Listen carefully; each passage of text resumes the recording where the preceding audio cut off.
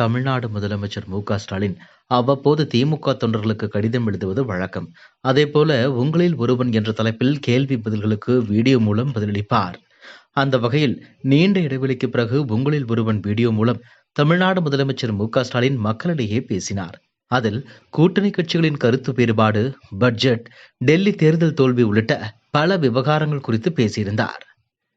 இந்நிலையில் முதலமைச்சர் ஸ்டாலினின் பேச்சை பகிர்ந்துள்ள இயக்குனர் ப. ரஞ்சித், தமிழ்நாட்டில் மிக கொடுமையான சாதிய ரீதியிலான வன்கொடுமைகள் தங்கு தடையின்றி நடைபெற்றுக் கொண்டிருக்கிறது என்பதையாவது ஒப்புக்கொள்வாரா முதலமைச்சர் என கேள்வி எழுப்பியுள்ளார். இது தொடர்பாக அவர் வெளியிட்டுள்ள எக்ஸ் தள பதிவில், தமிழ்நாட்டில் மிக கொடுமையான சாதிய ரீதியிலான வன்கொடுமைகள் தங்கு தடையின்றி நடைபெற்றுக் கொண்டிருக்கிறது.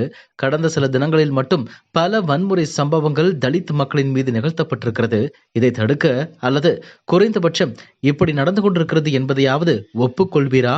மாண்புமிகு முதலமைச்சர் ஸ்டாலின் அவர்களே, தங்கள் அமைச்சரவையின் கீழ் இயங்கும் ஆதி திராவிட துறைகளுக்கும் தனி தொகுதி எம்எல்ஏ, எம்பி அவர்களுக்கும் இதைவிட வேறு முக்கியமான பணிகள் இருப்பதால் நாங்கள் வேண்டுமானால் சமீப காலங்களில் தலித்துகள் மீது நிகழ்த்தப்பட்ட வன்கொடுமைகள் குறித்து அறிக்கை சமர்ப்பிக்கிறோம். நன்றி என கூறியுள்ளார். இதுபோன்ற செய்திகளை மேலும் தெரிந்து கொள்ள எங்களது யூடியூப், ஃபேஸ்புக் மற்றும் ட்விட்டர் ஆப்களை சப்ஸ்கிரைப் செய்யவும்.